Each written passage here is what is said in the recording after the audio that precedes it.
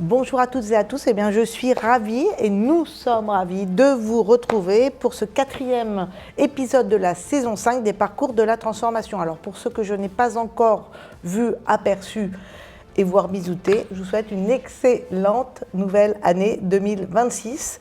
Le programme est très chargé aujourd'hui et donc je suis accompagnée, nous sommes comme d'habitude avec Julien Catanès, expert comptable, Gilles Bossager, expert comptable et vice-président du Conseil régional de l'Ordre, présent pour vous parler aujourd'hui de la facture électronique.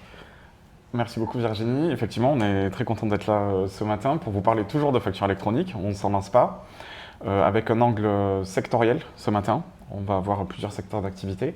Bonjour à tous les deux et bonjour à tous, bonjour à ceux qui sont là.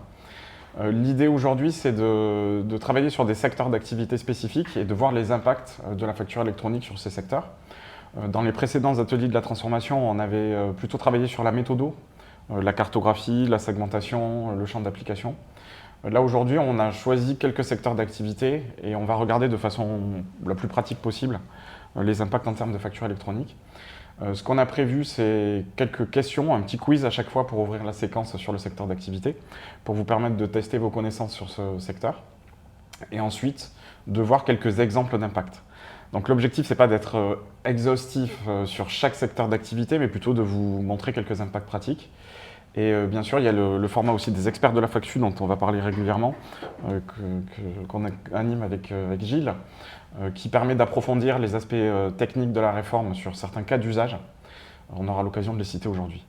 Voilà le programme. Le programme aussi, c'est que vous êtes quelques-uns, quelques-unes dans la salle. Donc si vous avez des questions dans la salle, il faut absolument nous les poser avec un micro pour que tout le monde les entende. Et dans le chat, vous pouvez évidemment poser des questions. Si vous en avez beaucoup, on s'adaptera et on verra comment on fera. Tout à fait. Alors, ce que je vous propose, c'est on va démarrer tout de suite avec un premier quiz, puisqu'on va parler d'abord du secteur des professions libérales. Alors, on ne va pas parler là des médecins, mais plutôt des professions libérales réglementées. La première question qu'on vous pose, c'est un avocat doit transmettre le détail confidentiel de ses prestations à l'administration fiscale via la facture électronique. Donc là, on flash le QR code, on se met sur Slido. Et on répond vrai ou faux. Alors, vous pouvez le faire aussi ici si vous le souhaitez. Il n'y a pas d'obligation. Voilà, donc je vous laisse quelques secondes pour scanner le QR code. Est-ce que, oui ou non, un avocat doit mettre dans ses factures qui vont remonter sur la plateforme de facture électronique le détail de ses prestations confidentielles. Hop.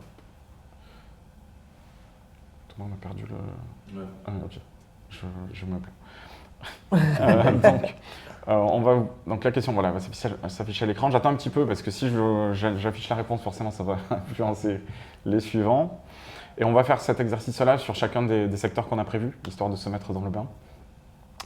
Donc on a déjà pas mal de réponses, 74. Hop. Voilà, donc les résultats sont là. Vous pouvez encore voter. Donc on a quasiment 90% qui nous dit c'est faux et à peu près aux alentours de 10% qui nous dit que c'est vrai. Alors on va répondre à cette question évidemment juste après. Sur les professions libérales, la première chose, je fais un peu de teasing en fait avec ces quiz sur le reste de la séquence. Avant de rentrer dans la réponse à cette question, ce qu'on peut dire déjà sur les professions libérales réglementées, avocats, experts comptables évidemment, c'est qu'elles sont dans le champ de la facture électronique. Ce sont des professions qui sont assujetties à TVA et à ce titre-là, elles rentrent dans le champ de la facture électronique. Donc ensuite, le type d'obligation qu'il peut y avoir va dépendre de la clientèle en fait, de la profession. Si vous vous souvenez bien de la logique de la réforme, on est sur du e-invoicing ou du e-reporting en fonction de son client. Donc je ne vais pas revenir sur les définitions de ces concepts parce qu'on les a vus dans les premiers ateliers, donc n'hésitez pas à vous y référer si jamais vous n'êtes pas à l'aise avec ces notions-là. Mais en fonction de mon client, lorsque je suis dans le champ de la réforme, si j'ai un client assujetti à TVA, on est sur du e-invoicing, une opération entre deux assujettis. Un assujetti vers un non-assujetti, dans ce cas-là, je suis sur du e-reporting.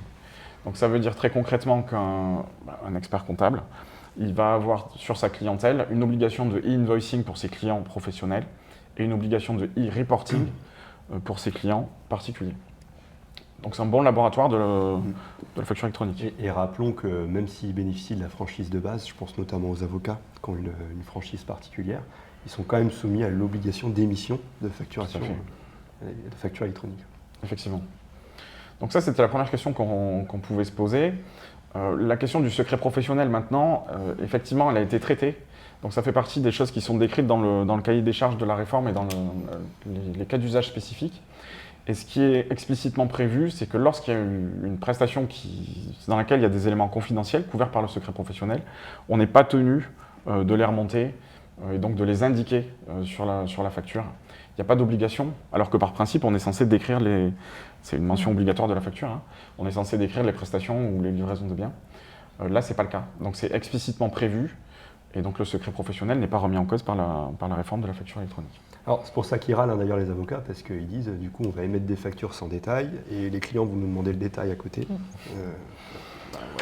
Voilà, on peut pas tout avoir. C'est ça. On ne peut pas tout avoir.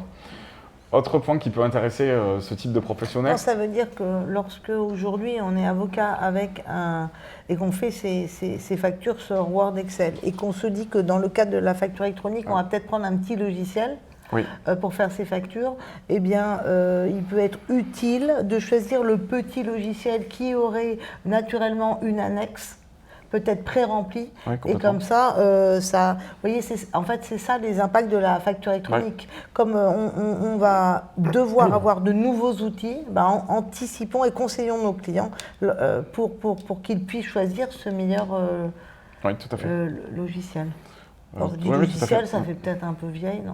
Ça existe non, logiciel de facturation, non, c'est le terme. Ça va, ok. Non, c'est le bon terme. Effectivement, oui, il faut sans doute charger une annexe à la facture. C'est le 1er septembre 2027. Si on parle autant de la facture électronique, c'est pas tant pour le choix de la PA, parce que si la question c'était le choix de ma PA, on n'aurait pas autant animé au Conseil régional. C'est parce qu'il y a toutes ces questions-là à anticiper et à se poser. Tout à fait. Donc ça, on rappelle aussi les principes sur l'émission. Un logiciel qui doit être compatible avec une plateforme d'émission. On l'a déjà vu, hein, mais si jamais vous avez des clients qui ont des logiciels spécifiques à leur métier, on peut imaginer que certaines professions aient des logiciels très très spécifiques, très métiers, recommandés par exemple par leur syndicat professionnel ou quelque chose comme ça. Exactement. Ce qu'on avait vu dans l'atelier sur la stratégie à adopter, c'était peut-être d'avoir une stratégie double. Plateforme de réception pour ce client, compatible avec votre logiciel de production pour récupérer les factures d'achat, et une plateforme d'émission qui soit compatible avec son logiciel de facturation pour ne pas le perturber dans son organisation. Thierry nous fait une remarque que je trouve super pertinente. Il pensait qu'il y avait une zone en fait qui n'était pas transmise à la DGFiP et c'est dans cette zone-là qu'on aurait pu mettre les informations confidentielles. Alors, ce que dit le cahier des charges, alors on va rentrer un peu dans le technique, mais ce que disent les spécifications externes sur le secret professionnel, elles posent le principe qui est qu'une information couverte par le secret professionnel ne doit pas être portée sur la facture. Après, sur le détail technique des lignes, effectivement, il y a des lignes qui ne remontent pas à l'administration, notamment quand on fait des sous-totaux. Ça, on l'a abordé avec Gilles dans le dernier expert de la facture. Donc, si vous voulez voir ce détail-là, reportez-vous au dernier expert de la facture, où on vous expliquera vraiment les lignes qui remontent et les lignes qui ne remontent pas à l'administration. Donc pour retrouver les experts de la facture, on va sur le site internet du Conseil régional de l'ordre. Maintenant, il y a un onglet facture électronique et il y a tout dedans. Oui, vous avez tout. Vous retrouvez tout. Et sur la chaîne...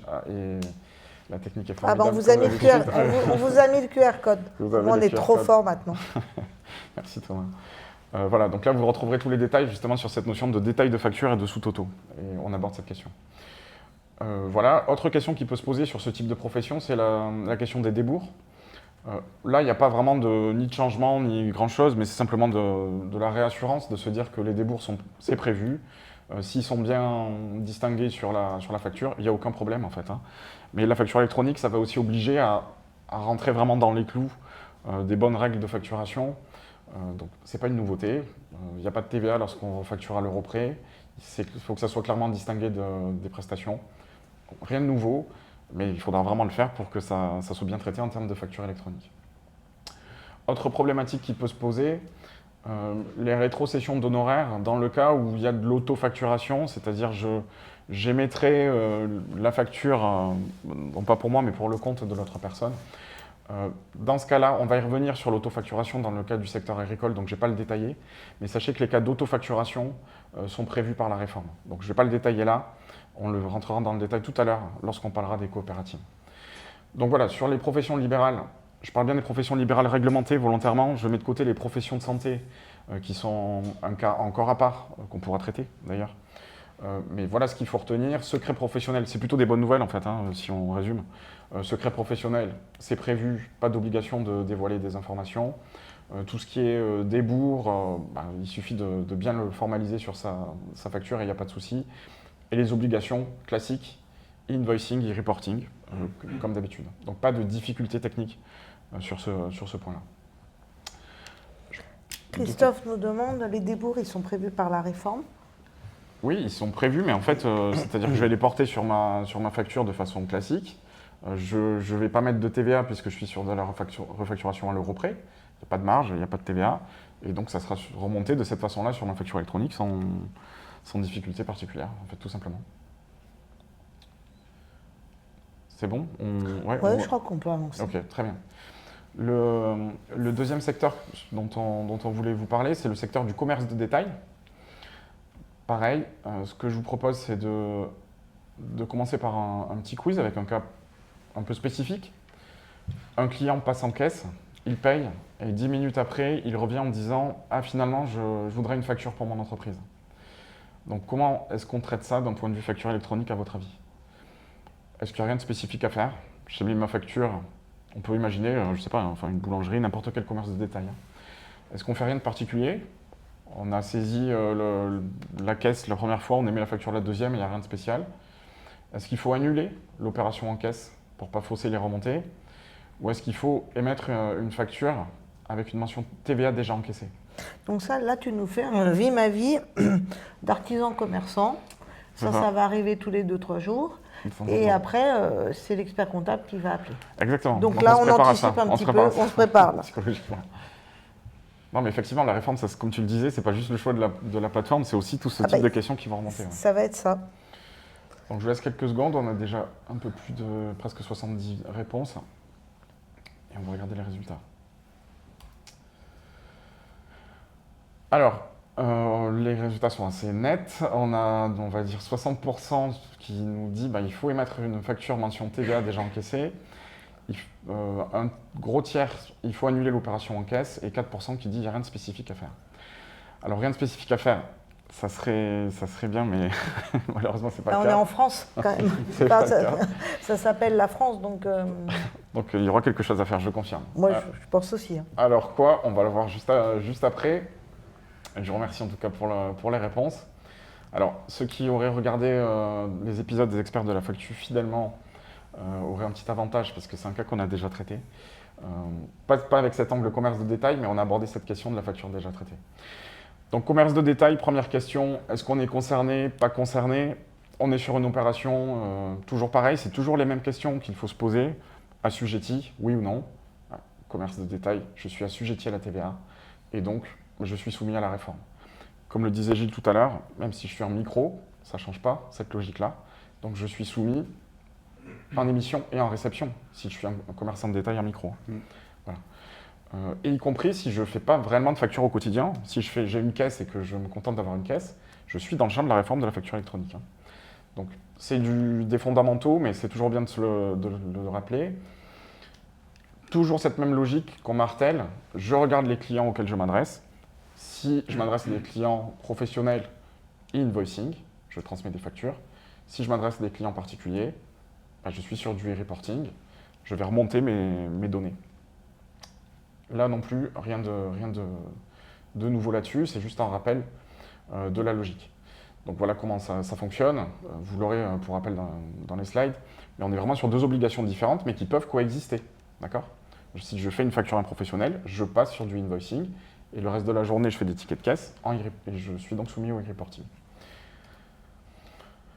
Là où il va y avoir un point d'attention du point de vue de l'expert comptable pour ses clients, c'est le rôle de la caisse. Il faut avoir toujours pareil, si on a un logiciel qui est conforme, qui peut faciliter la vie du commerçant, c'est toujours mieux. Le logiciel, on l'a dit plein de fois, va être clé quand même dans cette réforme-là. Entre un client qui va s'équiper et quelqu'un qui ne va pas s'équiper, ça va être quand même beaucoup plus facile, beaucoup plus compliqué. Là, on est obligé de s'équiper. Alors, on est obligé l'obligation, c'est de faire du e-reporting ou du invoicing. Oui. Mais on pourrait imaginer que je ne m'équipe pas d'une caisse qui permette de le faire de façon automatisée et que j'aille saisir sur une plateforme à la main mes données de caisse de façon régulière.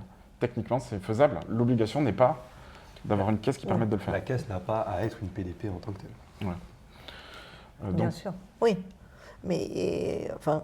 Ni à être connecté à une PDP. C'est-à-dire que, justement, ce que dit Julien, c'est que si tu veux garder ta caisse aujourd'hui, tu peux. Mais du coup, si tu n'as pas une connexion avec une PA, il faudra faire manuellement ton e-reporting ou même ton e-invoicing. Bien sûr. Et ça va être... c'est pas la meilleure idée. Non, ça ne sera pas vivable pour le commerçant, artisan commerçant. On a une petite question dans la salle, là, et on a besoin d'un petit micro. Et par rapport à la question que tu as mise sur le sondage, ça veut quand même dire que l'opération, quand bien même 10 minutes après elle a été régularisée, finalement, elle est remontée dans le e-reporting. Oui, effectivement, elle va être comme dans le reporting. Bonjour. Bonjour. Je ne sais pas si on m'entend. Oui, dans votre exemple, du coup, je voudrais revenir dessus. Dans le cas où le client redemande une facture, là, si c'est est-ce que la réponse serait différente si c'était un particulier ou s'il voulait se faire identifier en tant que professionnel avec son numéro SIRET, par exemple? Dès le début? Dès le début, il revient et il dit non, finalement, il va falloir une facture. Mon expert comptable va me la demander, il faut qu'elle remonte dans ma PA. Et là, c'est un client professionnel. Parce que dans la question, du coup, ce n'était pas précisé si c'était un particulier ou si c'était un professionnel qui a demandé la facture. Ok, alors en fait, oui, c'est parce que ce que je sous-entendais, c'est que s'il demande une facture, c'est que c'est un professionnel, mais effectivement, je ne l'ai pas écrit. Donc, je vais vous montrer la slide sur le... je peux l'afficher tout de suite dans ce cas-là, parce que Merci. Ma logique du teasing, du coup, je pose la question et je ne porte pas tout de suite la réponse. Je vous remercie pour la question. Voilà. Donc, effectivement, ce que j'aurais dû préciser dans la question, c'est que c'est un professionnel qui demande une facture. Je le sous-entendais, mais je ne l'avais pas écrit.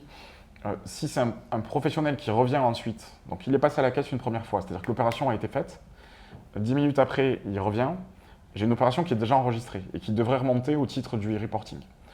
Et il vient me demander une facture. Dans ce cas-là, je vais être dans une opération entre deux assujettis, puisque c'est un pro et que je suis un pro, donc je suis dans du invoicing. Ce que prévoit les cas spécifiques de la réforme, c'est que dans ce cas-là, je vais émettre une facture que je vais faire remonter à l'administration au titre de l'obligation du invoicing. Sauf que cette facture portera la mention TVA déjà collectée pour ne pas que l'administration ait un montant surévalué de TVA collecté dans ses fichiers. Donc c'est ça qu'il va falloir faire. Donc c'est aussi un point de vigilance pratique parce qu'il faut que le commerçant le sache en fait. Alors tous ces cas-là en fait sont vraiment évoqués dans les experts de la facture. Ils sont tous visibles. On a traité les péages, les tickets de péage, les essences, les notes de frais, les notes de resto. Il y a une demi-heure à chaque fois sur ces micro-sujets en fait, mais ils ne sont pas si micros que ça parce qu'ils appellent beaucoup de questions. Et puis la demi-heure, elle déborde parfois à 40-50 minutes.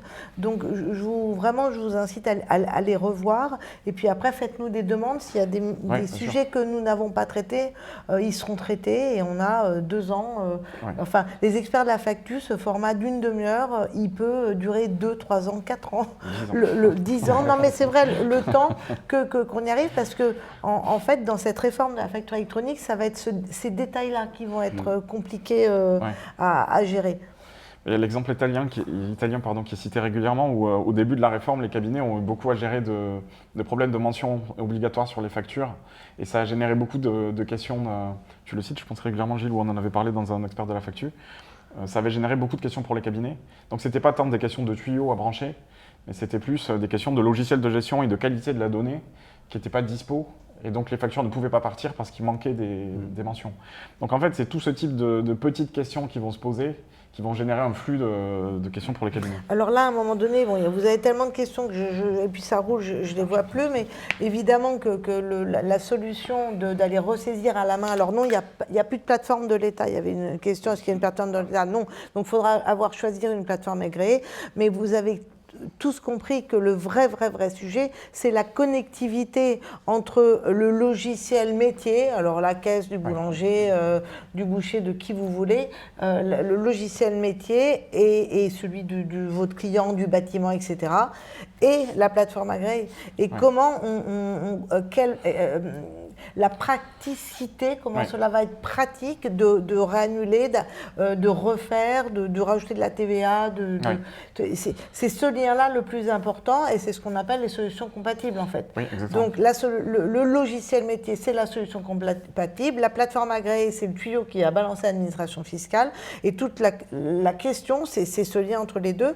Et donc, moi, j'ai des clients en ce moment qui sont en train de choisir un nouveau logiciel de facturation. Je leur pose la question, non mais attention à la connectivité avec une plateforme agréée. Oui. Et donc là, nous, experts comptables, on a tout notre rôle pour choisir une plateforme agréée. Et la seule question qu'il y a à poser, soit le client vous met dans le cursus, soit il ne vous met pas, mais il vaudrait mieux que vous y soyez. Cette connectivité pour annuler, refaire, et dans le bâtiment, les factures c'est terrible, mais je crois qu'on en parle après.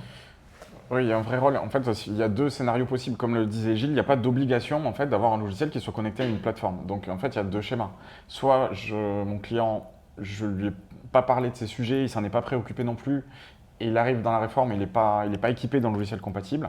Et dans ce cas-là, il y a l'obligation de remonter toutes ces infos, et il va falloir le faire à la main. Parce que s'il a un vieux logiciel ou une caisse papier, il va falloir que quelqu'un fasse de la ressaisie sur des plateformes. Est-ce que c'est le client? Est-ce que c'est le cabinet avec une prestation accessoire? Ça peut aussi être ça, hein, de l'accompagnement administratif, pourquoi pas, des cabinets qui réfléchissent à ça. Mais il y a une tâche supplémentaire.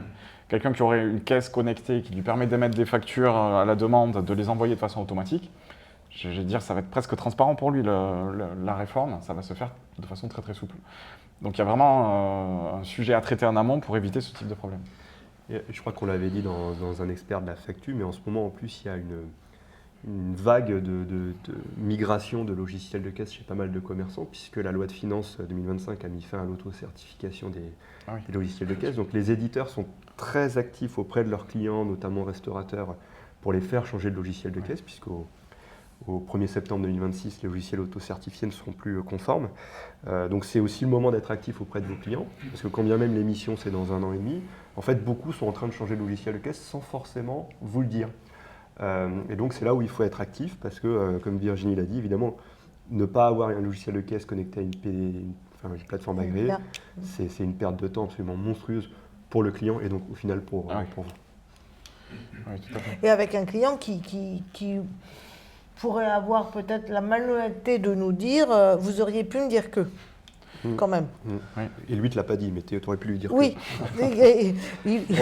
On a les mêmes clients. Voilà, exactement. Donc voilà, point de... Alors c'est quoi la réponse en fait? Je ne me rappelle plus de la question pour être honnête avec toi, mais c'est... Non, je suis long. La question dans le public, je pense qu'on a répondu. Non, sur la personne qui vient, si c'est un professionnel. Non, pas dans le public. Ah, d'accord. La réponse là, t'as répondu ou pas? Je pense. Oui, vous aviez répondu. Maintenant, la question que je posais, c'était par rapport au logiciel. Enfin, c'est juste une mention qu'on doit mettre dans la facture. C'est un peu plus technique que ça, non? Sur l'émission de la facture, d'accord, il y a la mention, mais je pense qu'il va y avoir une option à prendre sur le logiciel en disant TVA, pas TVA. Enfin, ça me paraît un peu étrange. Juste une mention, l'État.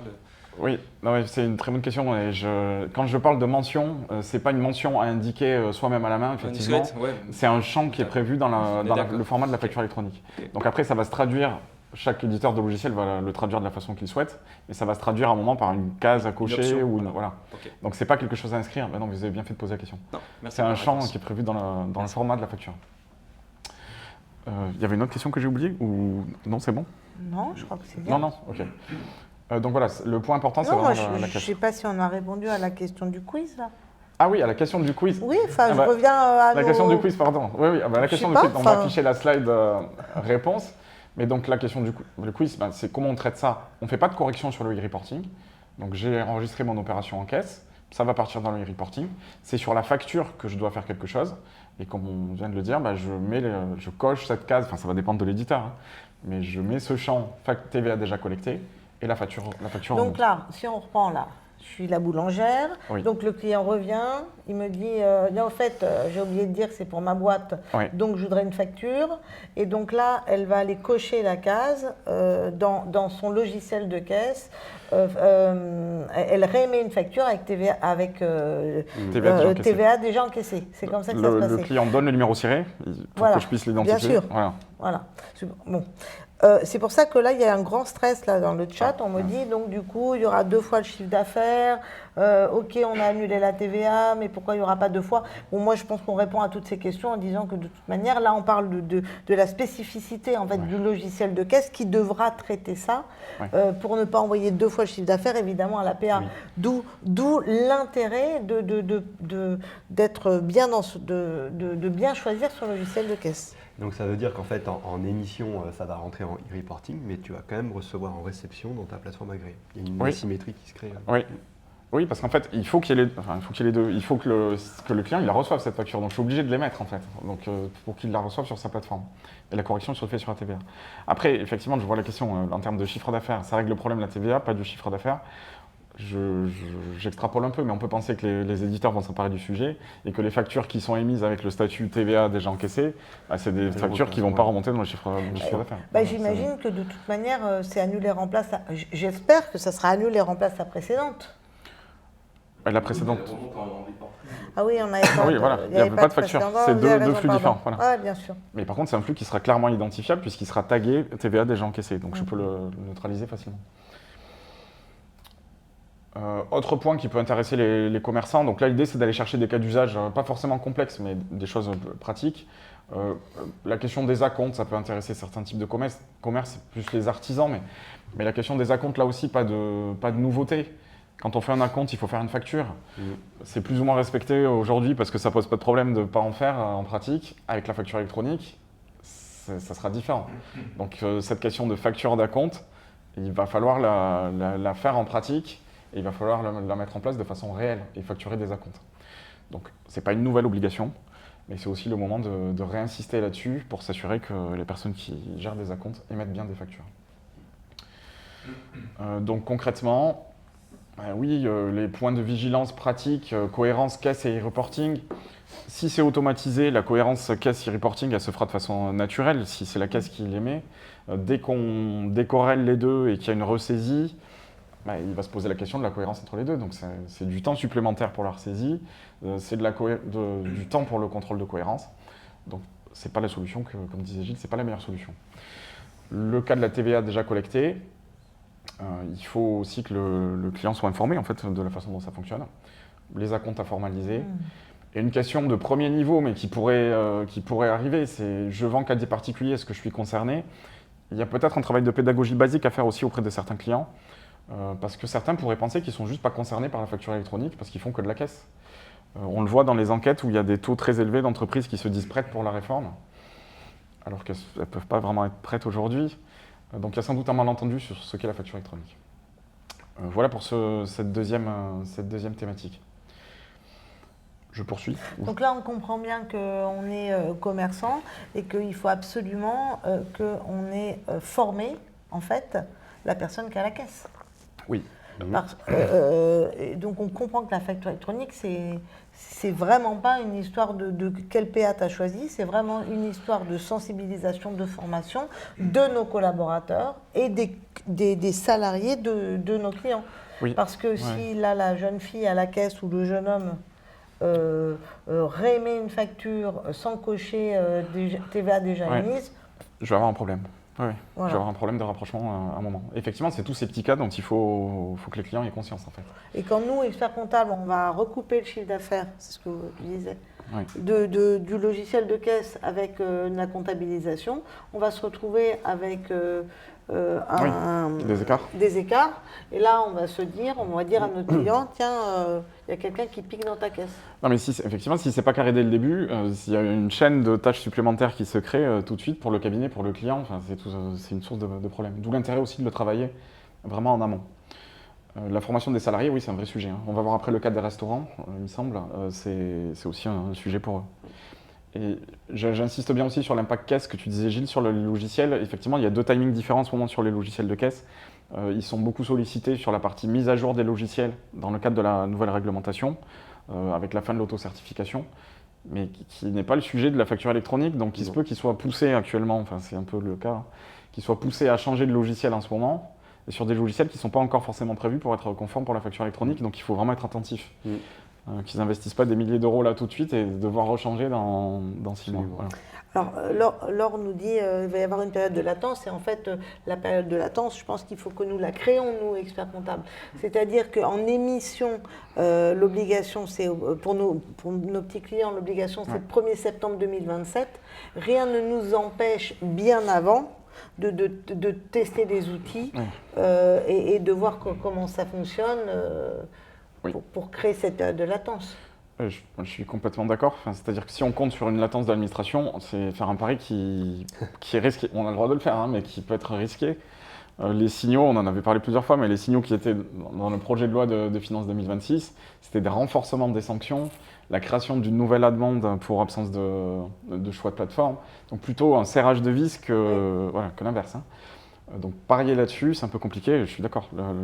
Le progressif, c'est au cabinet peut-être de se le créer sur les 1 an entre 2026 et 2027. Très bien, on peut passer à la partie CHR, donc plutôt tout ce qui est restauration. Même principe, avec cette question, un restaurateur est-il obligé de délivrer une facture pour un repas d'affaires de 80 € hors taxe ?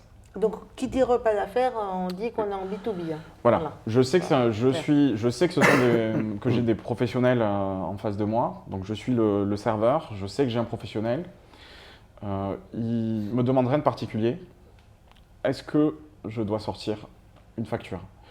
Est-ce que oui, c'est systématique parce que le fait que je sache que c'est un professionnel, je sors une facture. Est-ce que j'attends de voir s'il me demande une facture ou pas ? Ou est-ce que de toute façon, non, il n'y a pas de facture dans un restaurant, on n'est que sur du e-reporting. Donc, pareil, là, il y a une trentaine de réponses. Je vous laisse quelques secondes pour participer et on affiche les résultats. Alors là, j'ai 3 questions sur cette première partie, donc on va vous envoyer les 3 questions.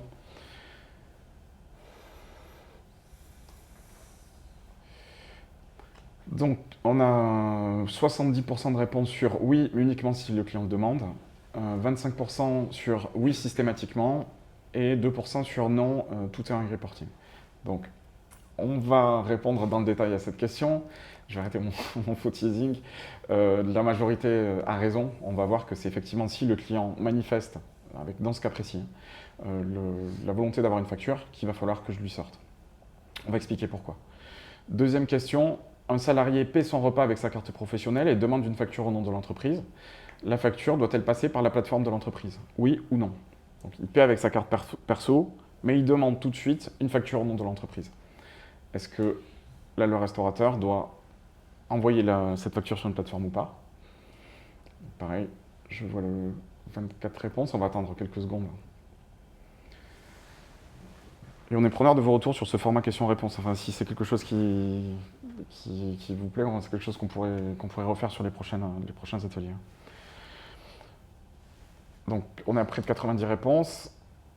On est à 90... Oui, je peux prendre une petite question. Vas-y, je t'en prie.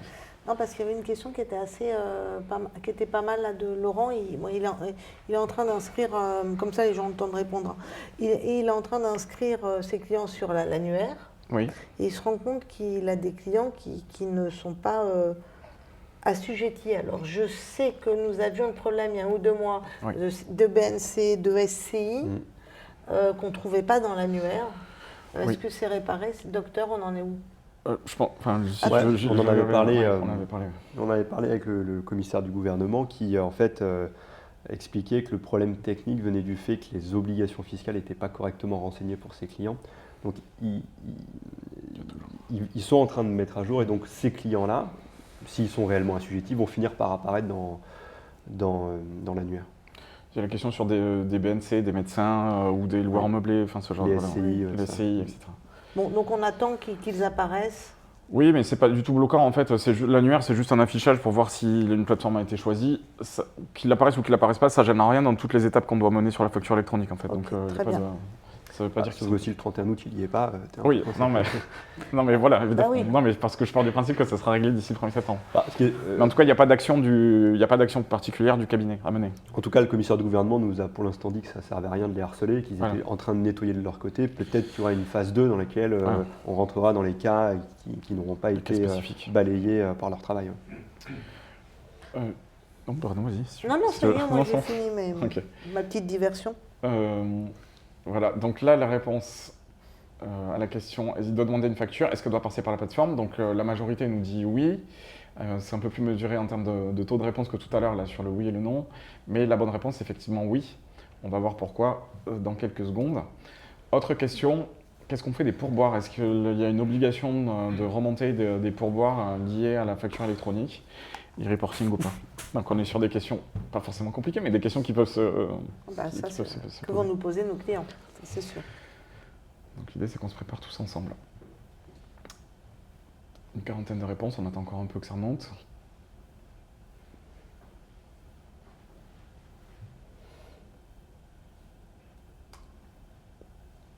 Alors, c'est encore plus partagé. La bonne réponse est faux. La facture électronique ne crée pas d'obligation particulière liée au pourboire, donc il n'y a pas d'obligation de déclarer ou de remonter spécifiquement les pourboires, ce qui est plutôt une bonne nouvelle. Donc, je mettrais juste une toute petite nuance. Il y a quand même encore certaines affaires qui pratiquent le service réparti, c'est-à-dire que le pourboire est inclus dans la note, auquel cas là évidemment ça rentre dans le chiffre d'affaires. D'accord. Mais bon, ce sont des exceptions. Non, mais c'est bien d'insister là-dessus. Ok, merci beaucoup. Donc voilà 3 exemples en fait, de questions qui pourraient se poser. Il peut s'en poser beaucoup d'autres, donc l'idée c'est d'en piocher quelques-unes. Encore une fois, le format expert de la facture permet d'aller beaucoup plus en profondeur sur des cas spécifiques. Mais l'idée c'est de vous montrer là qu'il y a des sujets qui vont se poser au-delà du choix de la plateforme. Donc la logique sur ce secteur-là, toujours la même logique, assujetti ou pas, je suis dans la restauration, je suis dans un secteur assujetti, donc la question du micro n'a pas d'impact sur les obligations. Par contre, le type d'obligation dépend de la clientèle. Je répète à chaque fois la même logique, mais c'est vraiment pour ancrer le raisonnement à tenir. Donc, clientèle particulière, ticket e-reporting, clientèle professionnelle demandant une facture qui part sur la plateforme. Le cas de la note de frais, qu'il paye ou pas avec la carte de l'entreprise, du moment que le client professionnel me demande une facture, je dois émettre une facture. Et donc, je dois avoir son numéro ciré pour pouvoir l'identifier sur la facture et faire en sorte qu'elle remonte automatiquement sur la plateforme de la société, de la personne qui est venue déjeuner.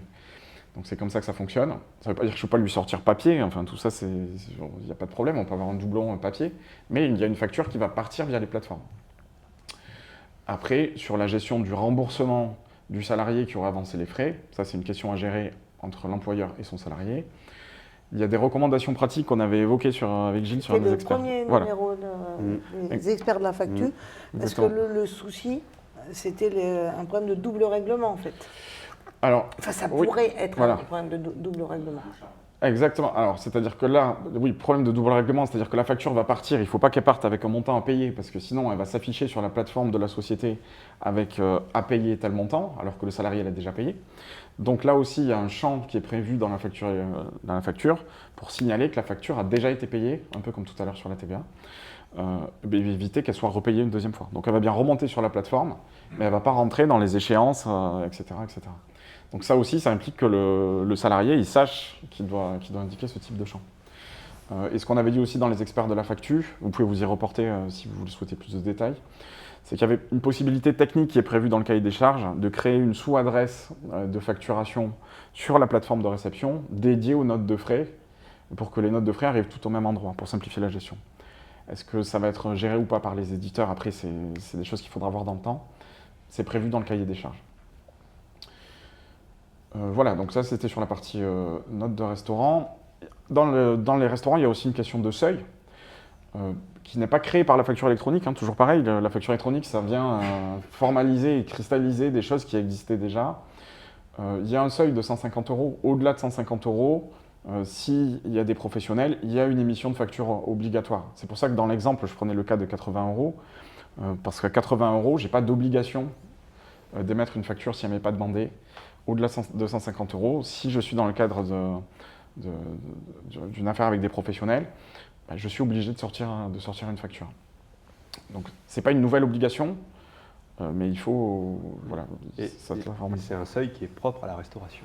Tout à fait. Oui. Ce n'est pas l'ensemble des activités, oui, y compris d'ailleurs hôtellerie, mais c'est restauration pure et dure. Le sandwich à 4 € n'est pas concerné. Non, pas Le concerné. sandwich à 4 € acheté dans une boulangerie n'est pas concerné. Non. Mais si mon client professionnel me dit je veux une facture pour mon sandwich à 4 €, ben je vais rentrer dans le schéma tel qu'il est. Exactement. Voilà. Donc, pas de nouveauté de ce point de vue-là, mais c'est simplement le traitement. Et les pourboires, donc effectivement, là j'ai simplifié, mais merci pour la précision, Gilles. Sur le principe, il n'y a pas de nouvelles obligations qui sont créées en termes de e-reporting, par exemple. On aurait pu se poser cette question. Ce n'est pas le cas. Et il y avait une remarque sur le chat avec le pourboire qui était payé par carte bleue. C'est qu'on peut à l'américaine. Là. Ah oui, oui. Et donc là, évidemment, s'il est payé par carte bleue, Alors le traitement, c'est une bonne Voilà. question. Et il faudra creuser le sujet et on en reparlera dans ce qu'on verra à ce point-là. Mais s'il est payé par carte bleue, il est encaissé. Mais est-ce que le traitement va être différencié? Je suis pas sûr. Je ne saurais pas dire. Je suis pas sûr que ce soit du chiffre d'affaires. Je ne saurais pas dire. Ouais. C'est un mode d'encaissement différent de pourboire peut-être. Oui. Donc à mon avis, ça doit être distingué clairement. Et je verrais bien remonter à un reporting uniquement la partie repas et pas la partie pourboire. Je suis assez d'accord. Ouais. Il faut la creuser. Très bien, donc ça c'était sur la partie restauration. On peut passer, sauf s'il y a des questions, d'autres questions, mais sinon... Alors, il y a plein de questions. Ah, okay. Alors là, imaginons un repas de 300 € payé par un dirigeant et qui ne demande pas de facture. On enregistre le ticket de caisse en parallèle? Point d'interrogation. Il n'a pas le choix. De toute façon, s'il ne demande pas de facture et qu'il me donne un ticket à 300 €, j'ai un justificatif, je vais avoir un paiement. Je passe, je parle sous votre contrôle à tous les deux, mais si j'ai que ça... Non, mais C'est pas interdit de le comptabiliser. Voilà. Après, tu as un risque sur la déductibilité de la TVA parce que tu n'as pas respecté les formes. Donc, comme aujourd'hui, en fait. Non, mais oui, comme c'est aujourd'hui, ce que j'allais d'ailleurs. dire. En fait, un dirigeant qui paye un resto 300 € s'il ne nous donne pas la facture. Voilà. Donc ça ne crée pas de nouveautés. Ok. Donc, je passe à la partie C'était agriculture. Après, le secteur suivant. Pareil, c'est un secteur il y a des questions pratiques qui peuvent se poser, donc même sentence. Je vous propose d'ouvrir avec un quiz. Un agriculteur qui vend exclusivement sur les marchés à des particuliers est concerné par la réforme de la facture électronique. Question basique, mais c'est important de rappeler les fondamentaux. Et encore une fois, les clients qui sont dans ce cas-là pourraient se sentir pas concernés en fait, par tous ces sujets de facture et de logiciels. Je vous laisse quelques secondes.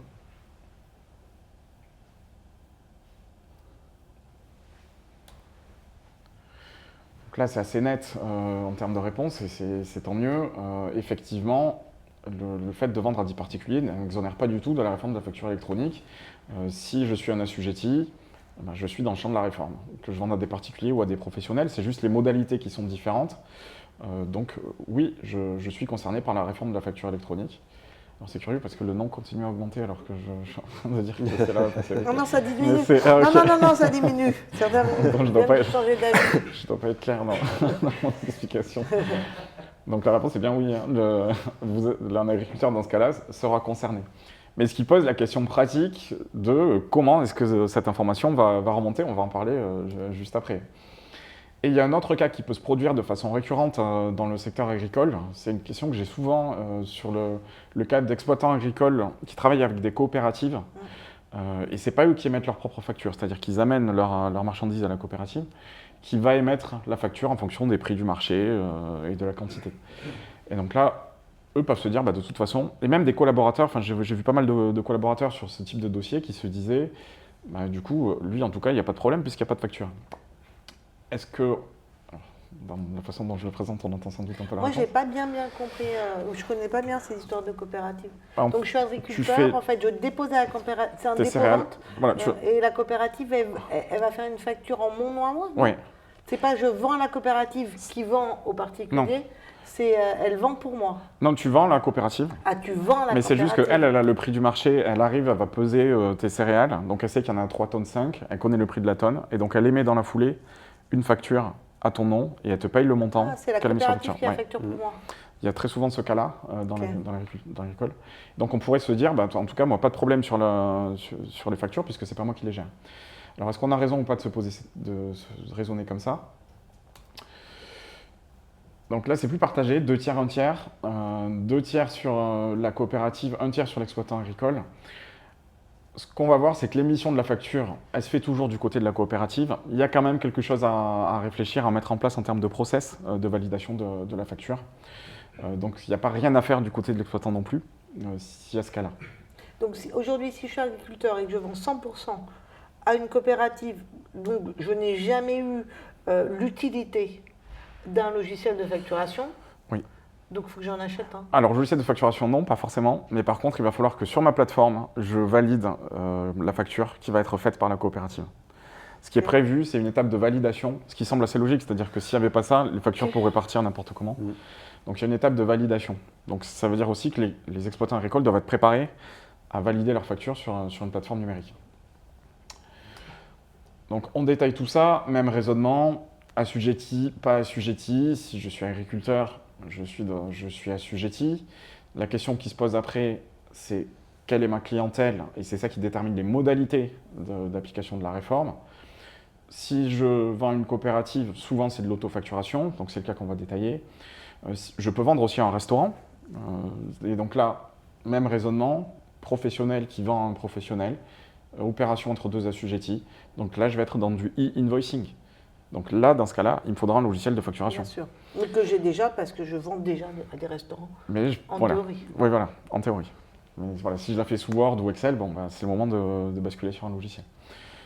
Et après, je fais... Sachant qu'aujourd'hui, il existe des plateformes agréées Oui. qui proposent de transformer des factures Word Excel Exactement. en format Oui, électronique. C'est vrai. Tout à fait. Donc, en fait, il y a des moyens qui permettent de ne pas trop changer les habitudes du client et de le faire rentrer dans les clous. Oui, tu as raison de le dire. Ça peut être des plateformes qui permettent de faire la conversion. Oui. Donc, il va continuer à faire ses factures, il va les déposer et ça va convertir. Ça peut être le cabinet, encore une fois, qui décide de prendre en charge ça. On pourrait se dire, on se voit une fois par mois et je fais le e-reporting à partir d'une caisse papier et c'est une prestation complémentaire. Exactement. Voilà. Ça peut répondre à un besoin de clients qui ne vont pas changer leurs habitudes. Ça peut être aussi ça. Mais c'est des questions à se poser en amont, ça, évidemment. Vente directe en particulier, donc là, c'est de la caisse, donc c'est du e-reporting, et les 3 peuvent coexister. Souvent, c'est ça qui va se passer. Je peux avoir trois obligations différentes dans une même entreprise, d'où l'intérêt vraiment de l'anticiper, et si possible, de s'équiper de solutions qui permettent d'automatiser tout ça. Donc ça, quand tu dis on peut le gérer par le cabinet, c'est très vite dit. Oui. Mais on comprend bien qu'en interne, notre obligation de nos experts comptables, si on a envie d'aller dans ce genre de prestation, bah, c'est de former un collaborateur, parce que c'est plus compliqué à faire qu'à dire, en fait. Oui. C'est un nouveau job. Oui, effectivement. Non, mais on peut prendre quelques secondes là-dessus, mais la facture électronique transforme des tâches qui existaient déjà. Gérer des factures de vente, gérer des factures d'achat, et créer de nouvelles tâches. La gestion du e-reporting, personne ne le fait à l'heure actuelle. Donc il va falloir que quelqu'un le fasse de toute façon. Est-ce que c'est le client, est-ce que c'est vous, ça c'est à voir avec lui, mais il va falloir que ça soit fait. Et effectivement, moi je vois des cabinets qui mettent en place, qui travaillent sur la mise en place de pôles d'accompagnement administratif sur ces sujets, et qui savent très bien qu'il y a une partie de leur clientèle qui ne fera pas ça, ce e-reporting, parce que pas le temps, parce que proche de la retraite et pas envie d'acheter un logiciel et de changer ses habitudes, parce que pas de compétences dans le numérique, c'est-à-dire des clients pas à l'aise avec Internet, etc., et qui ne vont pas être à l'aise, donc qui envisagent déjà de faire ça.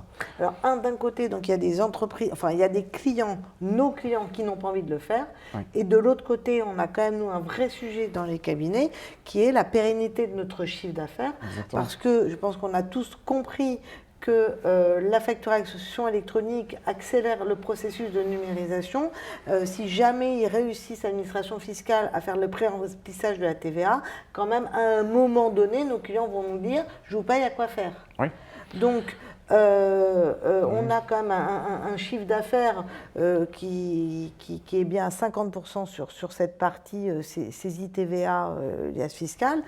Donc, si on se pose la question aujourd'hui, comment je substitue mon chiffre d'affaires, vaut mieux commencer aujourd'hui parce que c'est des transformations de compétences Et ça tombe bien parce que ça s'appelle les parcours de la transformation. C'est des transformations de compétences. Et transformer des compétences, c'est pas je choisis une PA, ce qui va me prendre pas longtemps. Transformer des compétences, c'est un parcours de long terme avec nos collaborateurs. Et c'est pas parce qu'on n'est que 5 collabs, qu'on n'est que 10 collabs, qu'on ne peut pas avoir aujourd'hui un collaborateur qui pourrait être sur ces missions qu'on pourrait dire de full service demain, pour rendre service à tous ces clients qui n'ont pas envie de s'enquiquiner avec ces tâches administratives. Et c'est vrai que le début de la facturation électronique va être un peu chronophage pour le client tout seul. Donc soyons là, mettons un pied dans la porte pour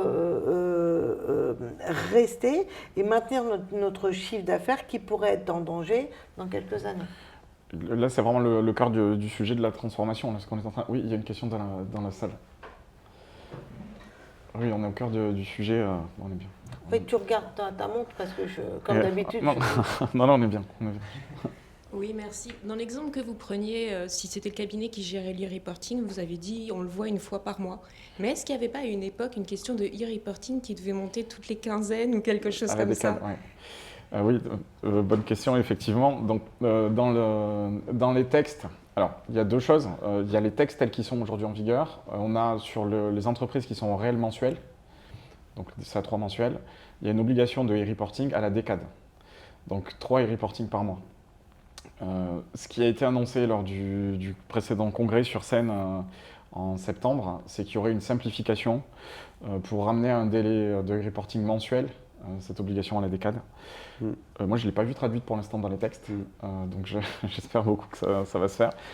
Et voilà ce que je peux vous dire aujourd'hui, là, cette date, janvier 2026. Sachant que le réel mensuel, le seuil passe à 1 million d'euros de chiffre d'affaires. Oui, donc ça va aussi sortir du monde. Mais en l'état, c'est dans les textes. Donc ça peut, si ça reste, ça va entraîner des changements aussi d'organisation. Je reviens sur ce que tu disais, c'est important. C'est-à-dire qu'il y a dans beaucoup de cabinets, il y a aujourd'hui des assistants comptables qui font de la saisie. La facture électronique va automatiser, selon certaines estimations, entre 70 et 80% de la saisie des factures, si on est bien outillé. Donc il y a ces personnes-là qui se posent la question sans doute de ce qu'elles vont devenir dans un monde post-facture électronique. L'accompagnement administratif, c'est des tâches qui sont parfaites pour ce type de profil parce que faire du e-reporting, valider des factures, suivre des statuts, c'est des tâches qui nécessitent de la rigueur, c'est des compétences proches de celles de la comptabilité. Donc c'est aussi des perspectives pour ces personnes-là, c'est des sources de chiffre d'affaires. Donc c'est vraiment des sujets que je vous encourage à traiter. Et c'est exactement les formations qui sont proposées dans le cadre de Profession Comptable 2030.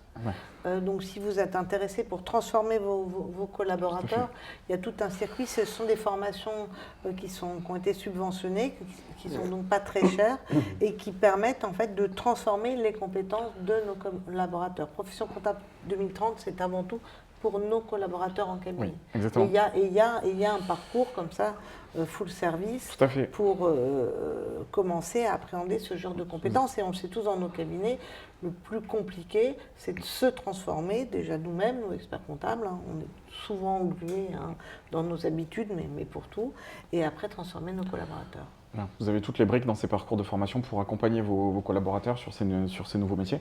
Et je vous renvoie aussi à la première saison des ateliers de la transformation avec l'excellent Philippe Barré qui expliquait tout ça, cette logique de transformation de modèles, de chiffre d'affaires, l'accompagnement administratif, l'accompagnement pilotage. La facture électronique cristallise vraiment tout ça. Et le fabuleux Thomas nous met le QR code à l'écran. Donc n'hésitez pas à scanner ça pour retrouver tout ça. Et pour retrouver les parcours Profession Comptable 2030, c'est sur le site de Sup Expertise. Parfait. Avec ça, vous avez tout ce qu'il vous faut. Il y a vraiment, il faut vraiment pas balayer ce sujet d'un revers de main. Il y a des cabinets parfois qui disent non, mais moi, l'accompagnement administratif, pas question. Je ne vais pas gérer de facture pour mes clients. J'ai pas fait ça pour ça. Si demain il y a presque plus de tenue, il y a une question quand même à se poser. C'est nous. Non, vas-y. Non, mais en fait, souvent, c'est pas notre tâche à nous, experts comptables. Oui, on parle en fait de l'employabilité de nos collaborateurs. Aujourd'hui, alors, même si on numérise via des outils, cette numérisation via des outils aujourd'hui, elle est parfois un petit peu fastidieuse parce qu'il faut regarder les doublons. Enfin, certains outils le font. Bon, bref. Mais la captation de la donnée, surtout de la facture d'achat, elle est toujours un petit peu lourde dans les cabinets. Demain, avec la facture électronique, alors je ne dis pas au 1er septembre, le 26 ni 27, peut-être ça va patauger 2-3 ans la facture électronique. Enfin, moi, j'imagine que ça va patauger. Donc, je ne vous dis pas que demain, ça va se passer comme ça. Mais dans les 5 ans, à mon avis, le processus de numérisation, il sera, ou dans les 4 ans, il sera complètement sans problème. Et on va se retrouver avec des collaborateurs où ce sont leurs tâches aujourd'hui qui n'auront pas d'employabilité. Et donc, si on se demande dans 3 ou 4 ans comment je les transforme, limite, on perd 2 ans parce que je pense que transformer les compétences, on le voit pour nous.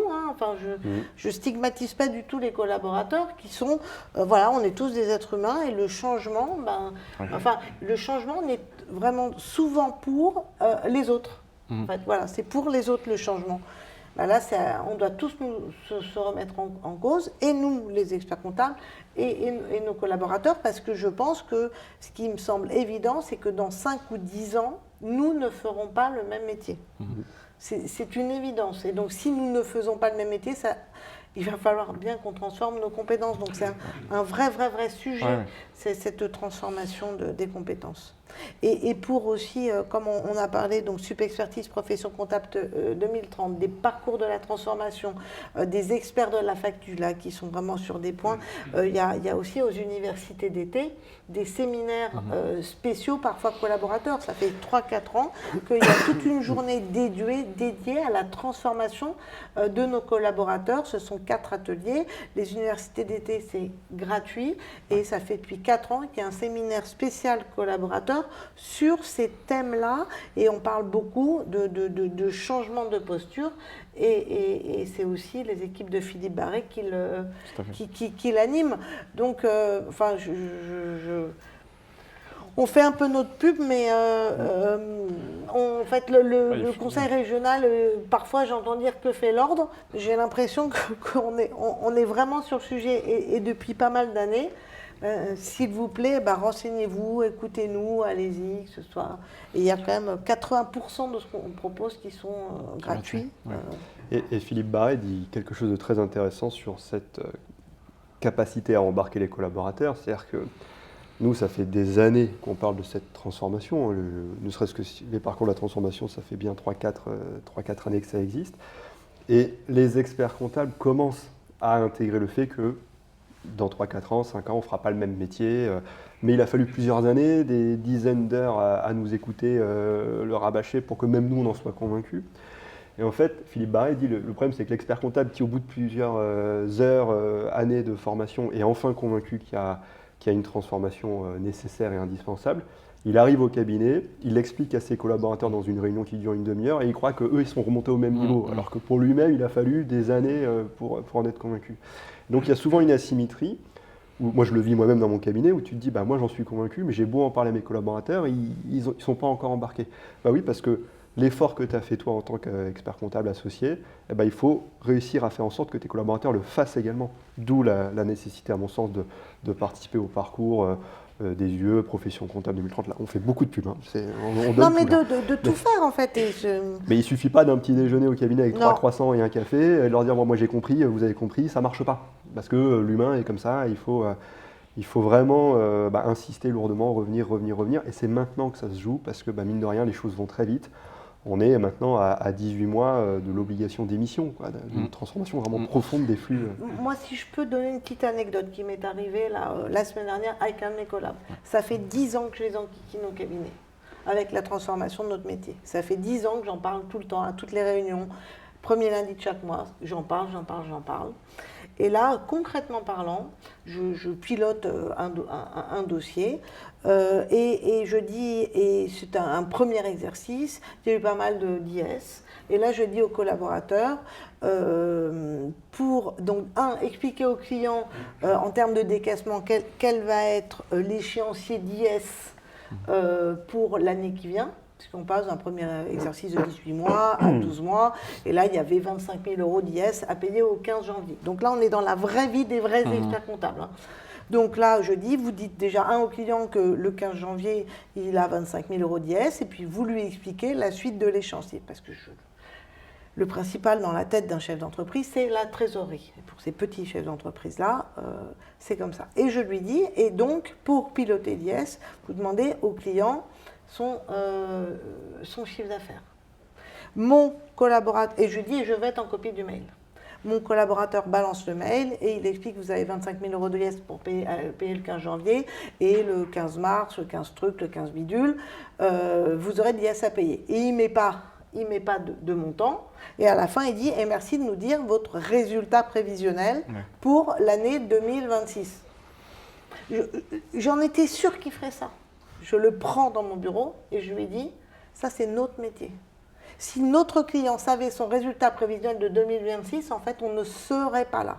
Donc, si nous faisons comme ça, ce client-là, dans 3 ans, dans 4 ans, dans 5 ans, de toute manière, il ne fera pas appel à nous parce que notre valeur ajoutée, elle est là. Donc, qu'est-ce qu'il aurait dû faire? Le process, c'est quoi? C'est que là, on appelle le client, on lui dit quel pourrait être ton chiffre d'affaires. On a structuré le compte de résultat et c'est nous qui pilotons le résultat. Bref, donc, voyez et donc, j'ai beau leur dire à mes collaborateurs, depuis 10 ans, on nous attend là sur le conseil, on nous attend sur ce pilotage-là. Il est expert comptable stagiaire, hein, mon collaborateur. C'est pas un apprenti, je fais pas ça avec des apprentis. Il a 5 ans d'ancienneté, etc. Donc, j'ai envie de dire, même moi, j'y arrive pas. Et je connais tous les outils. Donc, ne soyez pas complexés si vous n'y arrivez pas. Et vraiment, Gilles a raison, et tu as raison de dire ce que dit Philippe Barré. Philippe Barré a raison. Et Philippe Barré a raison. Et c'est vrai que j'ai pas fait le job. Et pourtant, il va aux universités d'été tous les ans, tout ça. Mais c'est vrai que, en fait, c'est un vrai investissement. J'ai 11 collaborateurs, c'est un vrai investissement. Et c'est pas parce qu'on le dit qu'il y arrive. Et à chaque fois, je dis à mon collaborateur, en fait, là, moi, je suis en train de parler de votre employabilité. Je ne sais pas quel métier vous ferez dans 5 ans, dans 10 ans. Donc ça, c'est votre souci. Donc, c'est comme ça que je vais former les collaborateurs et que je vais m'en occuper. Mais en fait, je pense que c'est le vrai sujet. Donc, il y a des collaborateurs. Celui-là, il est expert comptable stagiaire et il est capable de piloter un atterrissage de compte de résultat. Et je ne vais pas le lâcher et je vais l'enquiquiner jusqu'au bout pour lui. Et puis, il y a nos collaborateurs qui ont un niveau moindre. Et là, il y a ces missions de full service, telles qu'on en parle là aujourd'hui, qui est de proposer au client, de l'accompagner peut-être dans le choix de son outil, et ou de lui proposer aujourd'hui de faire pour lui ces tâches-là, de piloter tout ceci. Et là, on met ces collaborateurs-là. Oui, voilà. Non, mais il y a de la gestion du changement du côté des collaborateurs, mais aussi des dirigeants de cabinet, experts comptables, qui doivent quand même avoir la direction du cabinet et savoir où ils vont. Donc, il faut aussi, voilà, chacun a son point à gérer. C'est ça que je veux dire. Je voudrais pas qu'on donne l'impression de pointer du doigt. C'est pas ce que tu fais, hein. Et qu'on donne l'impression de stigmatiser les collaborateurs. C'est tout le monde a son changement à gérer. Oui, voilà. Bien sûr. Et donc, si au conseil régional, on a pris la gouvernance d'une école qui s'appelle Supexpertise, c'est pour pouvoir piloter ça, parce que on fait ce qu'on peut au conseil régional, on donne de l'information, plus de l'information que de l'information, mais là, c'est un vrai parcours de formation. Et chez Supexpertise, il y a des sujets, j'en ai déjà parlé, le business, je ne sais même plus comment ça s'appelle, Performance Academy. Performance Academy, Newbies Academy, il y a des parcours donc il y a des parcours pour les experts comptables, pour les collaborateurs, il y a des parcours pour tout le monde. Donc oui, il faut vraiment s'intéresser au sujet, et on voit bien que ce n'est pas un sujet uniquement de choix de plateforme, quoi. En résumé, il y a des choses beaucoup plus profondes et qui ne dépendent pas des éditeurs, du montant, etc. C'est des réflexions de fond qui peuvent être menées dès aujourd'hui, et l'urgence, elle est vraiment là. Le choix technique, à la rigueur, il est plus important de faire ce choix stratégique que les choix techniques. Très bien. On était sur les agriculteurs. Oui, donc on détaillait la partie agricole. On avait fait le quiz avec les 2 cas. Le premier, donc celui de l'autofacturation, les coopératives, c'est un cas fréquent. Dans ce cas, c'est la coopérative qui va continuer à émettre la facture, qui va continuer à faire remonter les informations. Simplement, la facture va arriver sur la plateforme de l'exploitant agricole.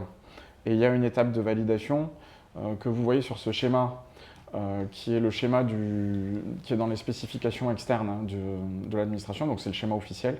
Alors, comme ça, là, il paraît difficilement lisible. Ce qui est important là-dedans, c'est que la partie émission, on le voit en bas, hein, c'est-à-dire transmission des données de facturation et du côté du mandataire, donc c'est-à-dire de la coopérative dans ce cas-là, et que ce qui va se passer, si je schématise, c'est que la facture va se transmettre ici, et donc là, je vais pouvoir éventuellement la refuser si je ne suis pas d'accord avec cette facture-là.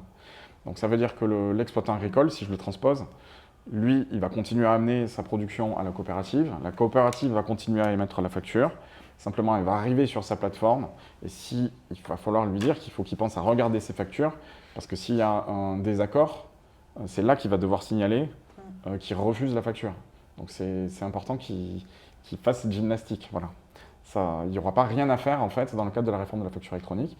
Donc ça pose aussi la question du choix de la plateforme, de l'ergonomie de la plateforme, parce qu'il faut que ce soit une plateforme sur laquelle il puisse aller facilement, faire cette opération, de lui avoir montré, etc. etc. Donc ça aussi, c'est des choses à anticiper avec les clients. Intellectuellement, facture refusée, facture rejetée, on pose la question, la norme me pose la question. Ah. C'est quoi la différence? Alors, il y a 4 statuts obligatoires en termes de facture électronique. Déposer, rejeter, refuser, encaisser. Donc ça, c'est les 4 statuts qui doivent être suivis sur les factures. Je ne vais pas rentrer dans tout le détail, mais on a déposer qui est un statut automatique. C'est-à-dire quand je mets ma facture, il y a un premier statut qui vient de dire on vient de me déposer une facture de vente, donc ça part automatiquement. Le statut rejeté, qui est un statut technique, qui est lorsque la facture va arriver sur la plateforme de mon client, s'il y a une non-conformité, elle va me revenir. Donc là aussi, c'est automatique et technique. C'est à comparer plutôt à un EDI qui ne passe pas, en fait. Hein. C'est un peu cette même logique. Voilà. Donc il n'y a pas d'intervention manuelle. Par contre, attendez que je ne me trompe pas, refuser, ça c'est un statut commercial. Donc là, je ne suis pas d'accord avec la facture. J'indique sur la plateforme que j'ai un désaccord commercial sur le prix, sur les quantités, etc. Donc rejeter et refuser, c'est vraiment 2 choses différentes. Il y a un statut technique, automatique, et il y a un statut commercial. Sachant qu'il n'y a pas de statut obligatoire approuvé, il y a uniquement un statut obligatoire refusé. Et il y a le statut encaissé pour tout ce qui est TVA aux encaissements. Là, je dois signaler l'encaissement de la facture par facture. Hein. Donc là, ça va risquer d'ouvrir des questions ou des réactions, mais ça, on l'a déjà abordé, hein, souvenez-vous. Donc effectivement, c'est lourd, ça peut être automatisé, mais on en a déjà parlé, je pense, dans le premier épisode ou le deuxième, sur cette question de la gestion des statuts, qui est aussi une nouvelle tâche de la facture électronique.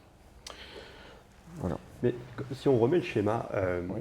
ça veut dire que le vendeur reçoit la facture qui a été créée par l'acheteur, Oui. du coup sur sa plateforme agréée de réception. Oui, D'accord. exactement. Ouais. Ah ouais, d'accord. Donc c'est un peu particulier comme... Tu reçois ta facture de vente sur ta sur ta plateforme plateforme de agréée de... réception, D'accord, ok. Ouais. Donc la plateforme Passionnant. de facture agréée de réception, qui sont en théorie Pour les achats. l'endroit où on reçoit les factures d'achat. Oui, on le voit en fait en haut, on a PAE, émission, PAR, réception. Donc tu peux te retrouver à gérer une partie de tes ventes sur ta plateforme agréée de réception. Lui, il va pas en déposer, il va les valider en fait. Ouais. Voilà. Ouais, ok. Mais la responsabilité, pour répondre directement au quiz, le quiz c'était sur qui repose l'obligation de remonter à l'administration. L'obligation de remonter à l'administration, elle repose bien sur la COP, pour le coup, là, le mandataire. On poursuit avec le secteur de l'immobilier. Dans le secteur de l'immobilier, c'est très vaste. Il y a énormément de cas, donc on ne pourra pas tous les traiter. On en reparlera dans les experts de la facture. Pour autant, toujours pareil, 2 questions. Donc, l'administrateur du syndic de copropriété est-il concerné par la facture électronique au titre de ses honoraires? Oui ou non? Je vous laisse quelques secondes.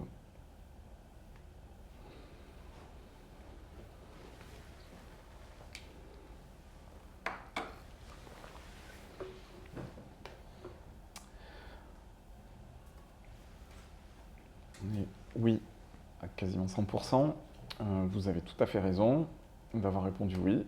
On va y revenir. une SCI qui loue un appartement à un particulier sans avoir opté pour la TVA, donc on exclut ce cas-là, pas d'option pour la TVA, quelles obligations doit-elle respecter? Est-ce qu'il n'y a aucune obligation particulière? La SCI n'a aucune activité soumise à TVA, hein, enfin, elle ne fait que ça, c'est ce que veut dire la question. Est-ce qu'il n'y a aucune obligation particulière, dans le cadre de la réforme bien sûr, hein. Est-ce qu'il y a une obligation d'émission, une obligation de réception, ou obligation d'émission ou une réception? Oui, non, j'entends dans la salle de la réaction, j'ai sans doute mal formulé. Ce que je voulais dire, c'est qu'il n'y a aucune activité qui est soumise dans la SCI à TVA au titre d'une option ou d'un autre type d'activité. C'est une SCI qui fait uniquement de ça, et effectivement, à ce titre-là, il n'y a pas d'option possible. Je voulais exclure toute autre activité dans la SCI, c'est ça que je voulais, y compris activité avec option. Donc, on est à 100 réponses, on va regarder les résultats. Alors, c'est assez partagé, donc c'est intéressant. Obligation de réception seulement en majorité, aucune obligation particulière, obligation d'émission et de réception, ou émission seulement. Alors, c'est très partagé. La bonne réponse est la réponse majoritaire, obligation de réception seulement. Donc ça a été clarifié. Vous avez ça aussi sur les fiches sectorielles faites par le Conseil national sur ce sujet qui sont claires, hein. Il y a bien une obligation de réception dans ce cas-là. Donc si on détaille ça, toujours la même question, est-ce qu'on est concerné par la réforme? Toujours la même question, toujours le même raisonnement. Si je suis assujetti, je suis dans le champ de la réforme de la facture électronique. Pour autant, je peux être assujetti, mais exonéré. Et dans ce cas-là, je vais me retrouver avec une obligation uniquement de réception et pas d'émission. C'est ça la logique générale qu'on peut appliquer à tous les cas, en fait, hein.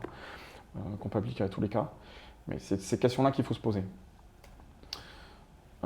Donc, je peux me retrouver avec des opérations soumises à TVA auprès de professionnels, des opérations soumises à TVA auprès de particuliers, on va voir lesquelles, mais je peux aussi me retrouver avec des opérations exonérées en totalité, et dans ce cas-là, je n'aurai pas d'obligation d'émission, je serai juste sur une obligation de réception. Je peux là aussi avoir un mix, selon le type de structure, d'activité, il est possible que j'ai un mix de tout ça. Donc, dans le cas d'SCI, en fait, je peux avoir des opérations qui sont exonérées, soumises à TVA ou sans activité locative. Ce qu'on nous dit, c'est que si je suis sur des opérations exonérées, j'ai une obligation de réception. Pas de forme de réception, pas d'émission. Si je suis sur des opérations soumises à TVA, j'ai une obligation d'émission et de réception. Si je suis sur une SCI sans activité locative, là, je n'ai pas d'activité économique, donc je ne suis pas un assujetti, c'est ça le raisonnement. Donc, j'ai ni émission, ni réception. Une SCI en coquille vide, en fait. Voilà, si elle émet rien et qu'elle ne reçoit rien, qui détient, mais qui n'a pas d'activité locative. Ouais. Puisque la question, le raisonnement, c'est bien le raisonnement de l'assujettissement. Et une des conditions d'être assujetti, c'est d'avoir une activité économique, hein. Donc, si je n'ai pas d'activité économique, je ne suis pas assujetti, donc je suis complètement hors des clous. Il y a un peu le même raisonnement avec les associations, si vous vous souvenez, qu'on avait évoqué. Une association qui n'a pas d'activité économique, elle est carrément hors des clous. L'administrateur qui facture des honoraires pour un syndic, pour une copropriété, on a toujours la même question, copropriété. Si je vais facturer, si dans ma copropriété ce sont des particuliers, c'est du e-invoicing, un pro face à des particuliers. E-reporting. E-reporting. J'ai dit e-invoicing, pardon. Donc e-reporting. Si cette même facture d'honoraires s'adresse à des entreprises ou des SCI, c'est-à-dire des assujettis, e-invoicing. Toujours la même logique. Je sais que je répète beaucoup, mais c'est pour que vous ayez vraiment la logique à appliquer et ça vous permettra de traiter tous les autres cas que vous pourriez vous poser. On termine avec le BTP. Donc 3 questions sur le BTP. N'hésitez pas à m'envoyer les questions si jamais il y a des choses. Hein, Alors, s'il y a une petite question pour Ravi, ça, je pense qu'elle va te plaire. Ah. Alors, attends, je ne vois pas. Pour les associations de type fédération de chasse, ah oui. Est-ce qu'il y a obligation de réception? Alors, je ne connais pas particulièrement les fédérations de chasse. J'habite en Sologne en plus, donc je devrais, mais je ne connais pas particulièrement le statut. La logique est toujours la même, c'est-à-dire assujetti, pas assujetti. Donc, est-ce qu'on est dans une association qui a des activités qu'on peut assimiler à des activités du secteur lucratif, avec toutes les règles en droit fiscal que vous connaissez? Si oui, on va se retrouver avec les mêmes obligations. Sinon, on est hors du champ, c'est ça qu'on peut dire. Je vous renvoie là-dessus, il y a une fiche sectorielle association sur le site du CNO qui vous donnera le détail de tout ça. Client On peut LMNP, les charges de copro doivent passer en e-reporting. Alors, client LMNP, est-ce que les charges de copro... Non, attention, un client LMNP, du point de vue de la réforme de la facture électronique, c'est un assujetti, exonéré ou pas exonéré, ça va dépendre des critères de para-hôtellerie, sur lesquels je ne vais pas rentrer. Hein. Ouais. Mais même exonéré, il est dans le champ de la réforme, donc il a une obligation de réception. Donc tout ce qu'on va envoyer facturer à un loueur à meubler, c'est via des plateformes. Hein. Il faut le considérer comme un pro lorsqu'on facture un loueur à meubler. Hein. Voilà, donc lui, il ne va pas recevoir des factures. Les factures émises par des professionnels lui arrivent sur sa plateforme. D'où l'importance que tout le loueur à meubler, enfin on l'a déjà dit, mais ait une plateforme de réception dès le 1er septembre 2026, qui soit soumis ou non à TVA. Hein. C'est une activité économique. Voilà. C'est important parce que quand on va faire l'export des dossiers du cabinet pour traiter les dossiers pour la facture électronique, il ne faut pas oublier d'aller chercher les loueurs meublés. Le BTP, je vais sur la... J'y vais ? Ouais. Ouais, faut attaquer. Ok. BTP, il nous reste un petit quart d'heure. Un artisan maçon sous-traite une partie de son chantier. Qui déclare la TVA sur la partie sous-traitée ? L'artisan ou le sous-traitant. Pareil, je vous laisse quelques secondes pour cette première question.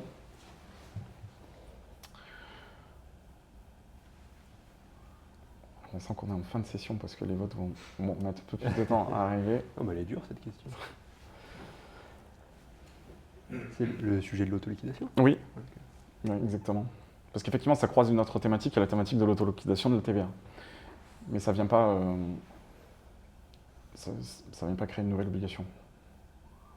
En fait, la facture électronique, bien souvent, ne crée pas de nouvelle obligation en termes d'échange ou de déclaration, c'est sur la façon de le remonter.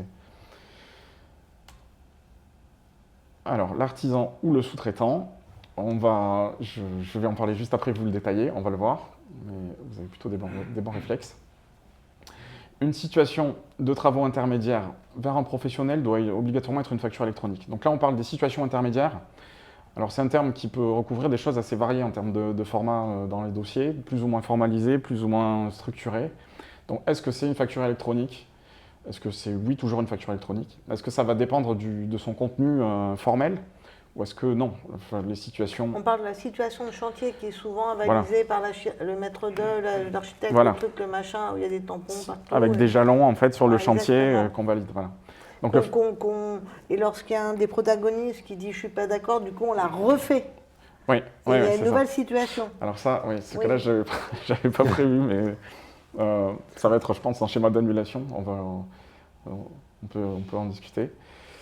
Donc, là-dessus, alors oui, dans tous les cas, la bonne réponse, c'est il faut regarder dans le détail du document. Je vais vous expliquer pourquoi. Ce que dit le texte, c'est que si on a les mentions d'une facture sur ce document, c'est une facture et qu'il faut le transmettre tel qu'une facture.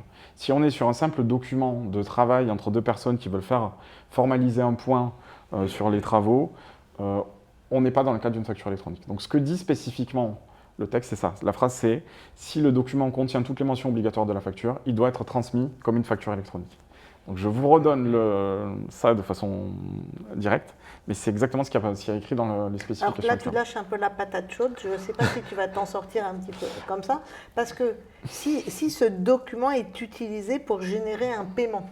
Oui. Bah, il va avoir, c'est-à-dire je vais avoir... et je n'ai pas toutes les informations obligatoires d'une facture.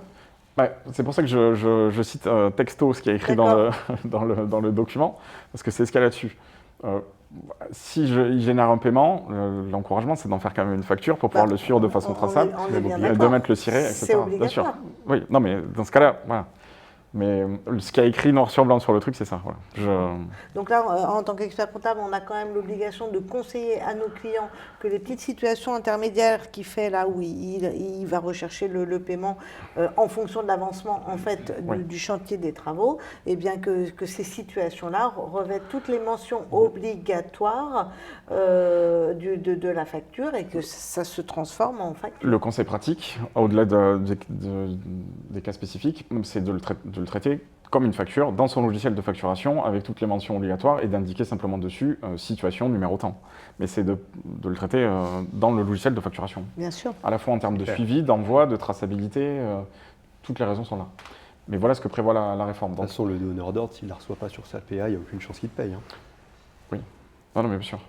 Mais donc voilà, donc en fait je suis un peu strict sur la réponse, là j'ai mis en faux l'autre. C'est au sens strict, voilà ce qui est indiqué dans la réglementation. En pratique, effectivement, l'encouragement c'est à le traiter comme une facture, tout simplement. Et dans ce cas-là, il n'y a plus de questions particulières.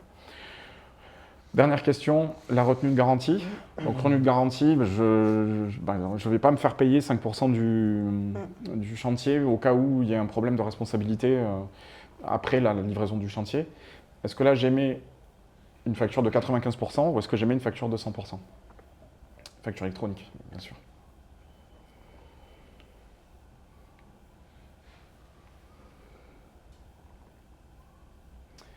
Je laisse quelques secondes.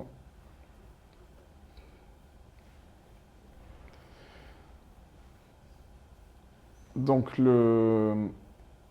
attends, non, là, alors, je vous présente mes excuses parce que là, pour le coup, c'est moi qui me suis trompé lorsque j'ai coché la bonne réponse. Donc, la bonne réponse, je présente officiellement mes excuses à tout le monde. Sur le Slido, je n'ai pas coché le bon truc.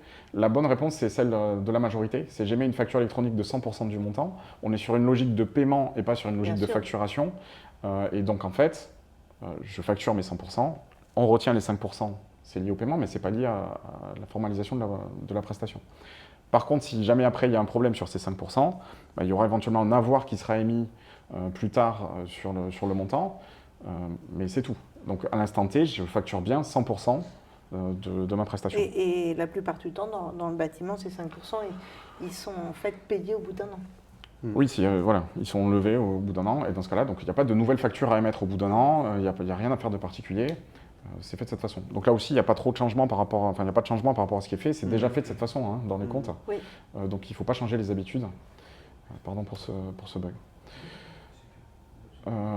Donc sur l'autoliquidation, vous aviez donc raison. Hein, la majorité, on était à plus de 70% là-dessus. Donc ça ne vient pas changer les règles applicables en matière d'autoliquidation. Donc c'est bien le donneur d'ordre qui va déclarer et payer la TVA.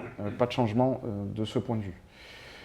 Sur les situations de travaux, donc voilà, je vous remets ici la règle qui est dans les documents officiels. Si ça contient toutes les mentions obligatoires, c'est une facture, donc il faut le transmettre de cette façon.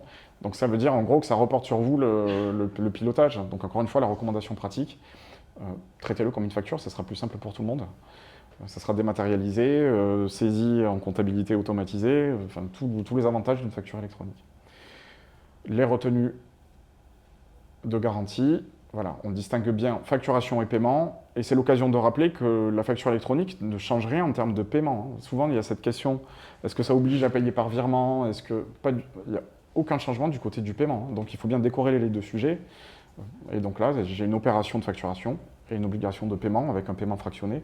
Mais c'est tout ce que j'ai. Mais rien ne nous empêche, lorsqu'on pilote tous ces nouveaux process de facture électronique, de conseiller fortement à nos clients d'arrêter l'échec et de plutôt être sur des paiements par virement ou par prélèvement. Voire de proposer une solution qui permet de faire du paiement en un clic depuis la plateforme agréée. Exactement. Et donc de faire valoir cet argument auprès du chef d'entreprise lorsqu'on le pousse. Voilà. Ou de proposer ce type de prestation, un accompagnement administratif, paiement de fournisseurs, recouvrement de factures. Voilà ce qu'on peut dire sur ces sujets. Il nous reste à peu près 5 minutes. Si on fait peut-être une petite synthèse de ce qu'on a vu sur les professions libérales. Alors, le concerné, oui, à chaque fois, tout le monde est concerné. Il y a quand même peu de cas dans lesquels on n'est pas concerné par la facture électronique. On s'en rend bien compte ici.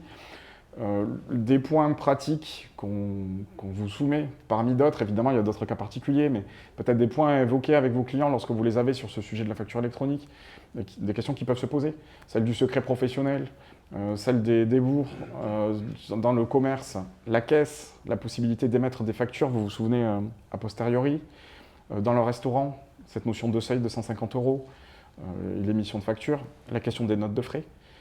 Pour vos clients agriculteurs, la question de l'autofacturation à évoquer avec eux pour qu'ils comprennent bien qu'il y aura une action de leur part pour suivre ces factures-là ou leur proposer, toujours une fois pareil, de les aider à le faire. Sur l'immobilier, il y a plein de cas différents, mais retenez bien la logique de assujetti, exonéré et le type de clientèle. Et le BTP, en fait, en BTP, dans les cas qu'on a vus, il n'y a pas de nouveauté. C'est simplement, là aussi, de la réassurance. Ça ne crée pas de changement. Et donc, les réflexes que vous avez sur ce type de dossier, il faut les conserver, tout simplement. Voilà ce qu'on peut dire. L'idée, c'était de vous montrer quelques points d'application pratique sur ces cas. On est preneur, toujours pareil, de retour. Je ne vois pas le chat modèle là où je suis, je pense. Dans le chat, il y a Laure qui aimerait avoir beaucoup plus d'explications sur l'autoliquidation dans le bâtiment, mais je pense que là, ça va peut-être être un expert de la facture. Ça, c'est typiquement le cas, effectivement. Oui. On l'a dit en intro, là, le but, c'est pas de rentrer dans le détail de chaque cas, parce qu'on n'a pas le temps. Il y a Magali qui est stressée pour les holdings. Holding, ça a été traité, ça, donc les holdings... Tant pis pour Magali, il fallait suivre. Non, pas forcément par nous. Non, mais pas forcément par nous. Ce que je veux dire, c'est qu'il y a une réponse désormais. Il y a eu une communication sur le site du CNO. Donc holding, on est d'accord, on parle de la holding qui ne perçoit que des dividendes et donc qui n'est pas... pas active. Pas active en termes de TVA et qui va payer plutôt la taxe sur les salaires, etc. Mais quoi qu'il en soit, elle est assujettie et elle pourrait être aussi assujettie partielle. Alors en fait, il y a une réponse sur l'espace du CNO, sur l'espace facture, qui date d'il y a une semaine ou deux là, sur ce sujet, qui se base sur une jurisprudence. Alors je m'excuserai, je n'ai pas retenu l'arrêt en question, mais qui explique qu'une holding passive, on considère qu'elle n'a pas d'activité économique et que donc elle est carrément hors champ de la réforme. Oui. Donc les holdings passives ne sont pas du tout soumises ni en réception ni émission. L'holding passive, c'est celle qui ne fait que percevoir des dividendes et qui n'a rien d'autre. Qui n'aurait pas de caractère animateur non plus. Pas d'animation. Voilà. C'était une jurisprudence sur l'exonération de taxes professionnelles. Ah d'accord. En fait, ils étaient arrivés à cette conclusion. C'est un peu la même logique que ce qu'on a dit tout à l'heure sur les SCI en fait. C'est-à-dire que si on n'a pas d'activité, juridiquement, je n'ai pas d'activité économique, donc je ne peux pas être assujetti. Et donc sur l'autoliquidation, on détaillera ce cas, c'est prévu, le cas de l'autoliquidation. Oui. Alors, il ne faut pas croire, tant pis, on va le faire, il va y avoir un expert de la facture spécial, le bâtiment et dont l'autoliquidation, parce que là, le traiter en quelques minutes, ça serait peut-être un peu bâcler le sujet. Et qu'est-ce qu'on a comme autre... la marge sur les marchands de biens, vous l'avez déjà traité? Non, mais ça fera partie des choses qu'on traitera, oui. Dans le bâtiment, un spécial bâtiment, parce que là, on ne peut pas le faire en 3 minutes. Peut-être rappeler le format expert de la facture, c'est un format donc 100% de visio, plus court, 45 minutes en général, où vraiment on va sur des cas très spécifiques, TVA sur la marge, autoliquidation, ce type de choses. Et on regarde ce qu'il y a dans les spécifications et on essaie d'en tirer les conclusions pratiques. Donc vous avez déjà traité, dans le cadre des experts de la facture, les notes de frais, vous avez déjà traité le tiers payant quand c'est la note de frais payée par le salarié, ce qu'on a vu tout à l'heure. Vous avez déjà traité la facturage, le DAI. Vous avez déjà traité... Secteur du CHR, on avait fait un spécial. Oui, les restaurants. Spécial restaurant. Les regroupements de factures, s'il y a plusieurs livraisons ou plusieurs points de livraison ou plusieurs sur une même facture, la logistique. Donc vous avez eu le QR code, donc vous pouvez tous les regarder, donc c'est un format de 45 minutes. Après, donc là, on va encore traiter donc, le bâtiment, l'autoliquidation et peut-être dans TVA sur la marge, oui. La TVA sur la marge, ça fait partie des plaisirs de la vie. Et puis donc, si vous voulez nous envoyer des mails, nous écrire et nous dire j'aimerais bien qu'on traite ce cas spécifique, évidemment, on est là pour ça. De toute façon, toutes les questions que vous remontez dans le chat, elles sont analysées après. Donc l'idée, c'est d'exploiter tout ça, c'est pas du tout perdu, pour pouvoir après construire les sessions suivantes. Voilà, l'idée, c'était de faire un panorama. On a pioché un petit peu dans différents secteurs, le choix est subjectif, mais le sujet était vraiment de vous montrer que c'est pas juste un choix de plateforme. Il y a des questions pratiques à évoquer avec ses clients, pour eux-mêmes, en fait, qu'ils puissent sensibiliser leurs équipes à ces sujets et se préparer. C'est s'éviter, en fait, un lot de questions en septembre 2026 et septembre 2027. C'est surtout ça la question. Bon, c'est le mot de la fin, là, c'est fini. On vous remercie d'avoir été si nombreux à nous suivre, comme d'habitude, si nombreux à vous inscrire, si nombreux à être présents. Merci beaucoup Julien, merci Gilles. Et on se retrouve très prochainement pour de nouvelles aventures. À bientôt. Merci beaucoup. Au revoir.